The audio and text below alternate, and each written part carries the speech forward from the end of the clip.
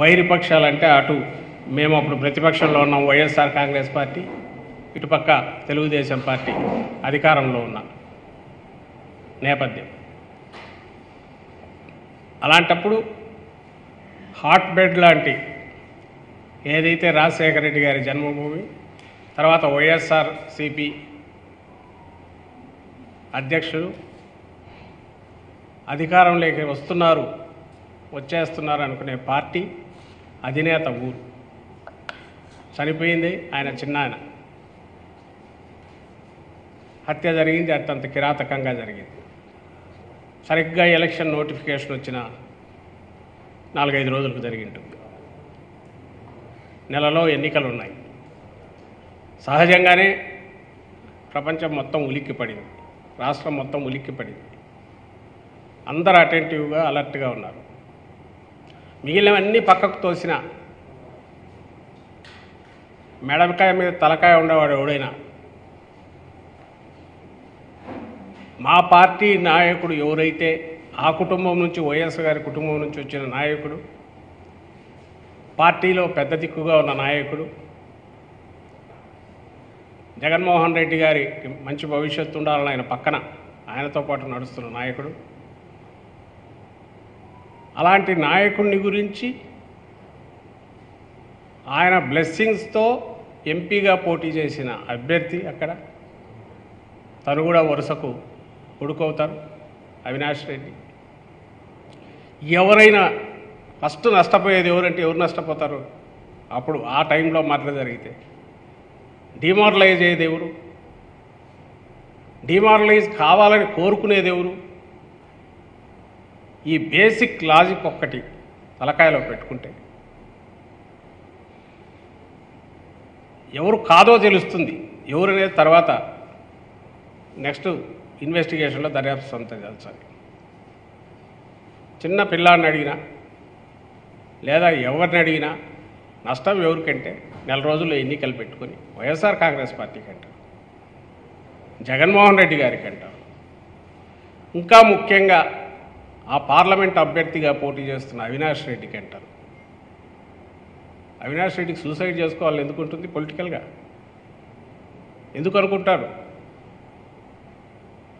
నేను అనుకోవడం ఏ చిన్న దర్యాప్తు సంస్థ వదిలేసేయండి, ప్రైవేట్ డిటెక్టివ్కైనా కూడా ఈ మాత్రం ఇంగితం ఉంటుందని అనుకుంటాం.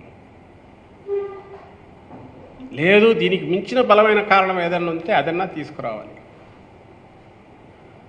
అలాంటి దీన్ని పెట్టి బీజమాత్రంగా ఎప్పుడైతే ఈ వైపు పోతున్నప్పటి నుంచి ఈ పాయింట్స్ మేము రేజ్ చేస్తున్నాం. కానీ అలాగే బుల్డోజ్ చేసుకుంటూ కథ నడుపుకుంటూ వచ్చేది సిబిఐ. ఎందుకు చాలా చేశారు వాళ్ళు, అది వాళ్ళు చెప్పాలి. ఎవరి పనుపున అలాగే చేశారు నేను చెప్పగలం.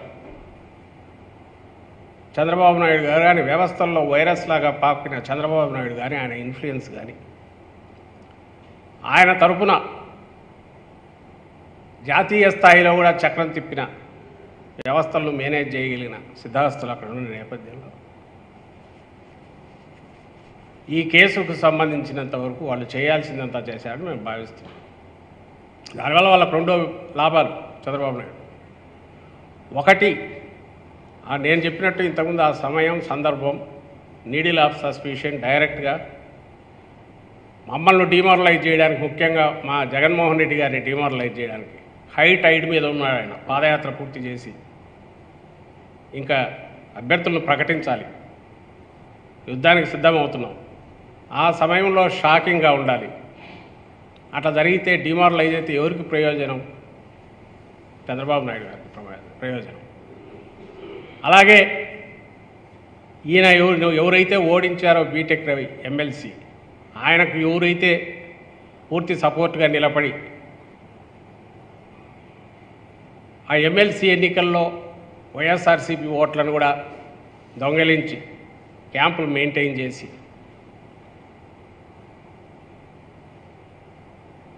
అలవోకగా గెలవాల్సిన వివేకానంద రెడ్డి గారు ఓడడానికి కారణమైన మా పార్టీలో ఎలక్ట్ అయ్యి అటు వెళ్ళిపోయిన ఆదినారాయణ రెడ్డి,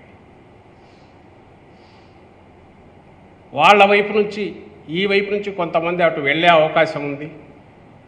వీళ్ళు వాళ్ళ బ్లెస్సింగ్స్తో ఆల్రెడీ ఇక్కడ వివేకానంద రెడ్డి గారి చుట్టూ ఉన్నవాళ్ళు కొద్దిమంది దీన్ని చేసి ఉండొచ్చు అనేది ఇనిషియల్గా వచ్చిన అనుమానం. దాన్ని మేము వ్యక్తం చేశాం.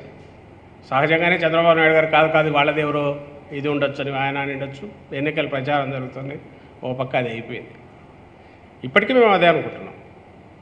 యాంగిల్ తగలలేదు. సిబిఐ 2 సీట్లు, బహుశా ఇంతటి విచిత్రమైన కేసు కూడా ఎక్కడా ఉండదు. చంద్రబాబు నాయుడు గారు ఉన్నప్పుడు 3 నెలల్లో ఎంతో ఆయన హయాం, మా హయాంలో వచ్చాక జగన్మోహన్ రెడ్డి గారు వచ్చాక ఇది ఒక 6 నెలలు 9 నెలలు ఉన్నట్టుంది. మళ్ళీ మార్చి తొలి వర్ధంతి వచ్చే ముందే సిబిఐకి ట్రాన్స్ఫర్ అయింది.